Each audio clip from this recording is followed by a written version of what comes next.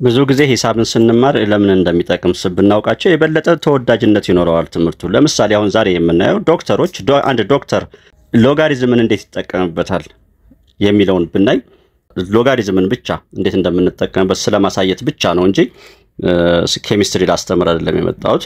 እና የመጀመሪያው ነገር እንድናውቀው ደረጃውን ይዞ እንድንሄድ እዚህ ጋር የምታዩት ቤዝ አሲድ እና ኒውትራል የምንላቸው እዚህ እንደምትመለከቱት እንግዲህ 7 ላይ ሲሆን ኒውትራል ነው የሚሆነው። ቤዝ እነት እየሄደ ይሄዳል ማለት ነው። ስትሮንግ ቤዝ የሚባሉት በዚህ ሬንጅ ውስጥ ይገኛሉ ይለናል። አንድ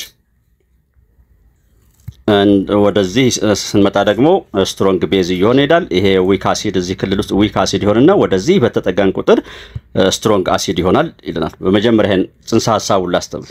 በመቀጠል ምንድነው ፒኤች ቫልዩ ለምሳሌ ሎጋሪዝም ከምንጠቀምበት አንዱ በህክምናው ሳይንስ ብቻ እንደው ባወራላችሁ ፒኤች ቫልዩን ማጥናት ማለት ነው። ለምሳሌ አንድ ዶክተር ታማሚውን ፒኤች መጠኑን ማየት ይፈልጋል። ይህ ፒኤች ቫልዩ ምንድነው ስንል ፒኤች ፖቴንሻል ኦፍ ሃይድሮጅን ማለት ነው። ፖቴንሻል ኦፍ ሃይድሮጅንስ ምንድነው?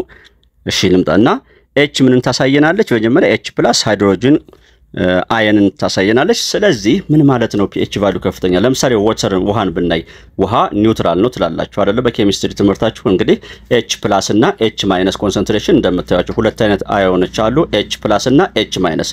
ኤች ፕላስ ምንድነው? ኤች ማይነስ ምንድነው? አሁን እዚህ ጋር ስትመለከቷቸው ሁለቱ ኦልሞስት እኩል ነገር ታያዋቸዋላችሁ። አያችሁ ኤች ማይነስ በሰማያዊ የተገለጹት ናቸው ኤች ማይነሶች፣ ኤች ፕላስ ቀይ ያሉበት ናቸው ማለት ነው። አሁን እዚህ ጋር ኦልሞስት እኩል የሆነ ኮንሰንትሬሽን አለ በዚህ በውሃ ላይ።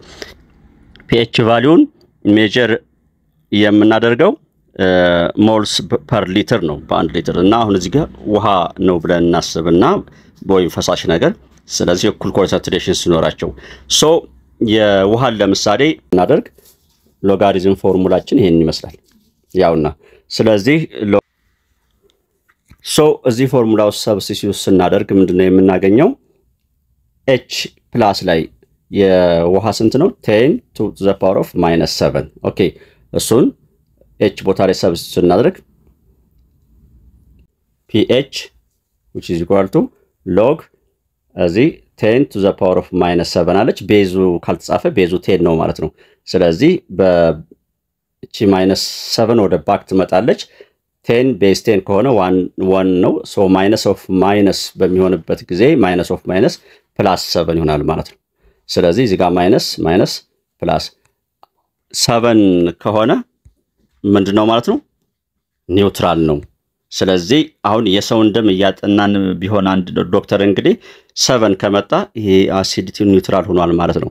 እሱን የህክምናውን ጉዳትና ጥቅም ለነሱ ለሐኪሞቹ ተዋለው። ፒኤቹ ከፍተኛ ሲሆን ምን ይሆናል፣ ፒኤቹ ዝቅተኛ ሲሆን ምን ይሆናል የሚለውን አሁን ያውና ፒኤች 7 ሲሆን ኒውትራል ነው፣ ፒኤች ሌስ ዛን 7 ሲሆን አሲድ ነው፣ ፒኤች ግሬተር ዛን 7 ሲሆን ቤዝ ነው። እሺ በመቀጠል እንመልከት።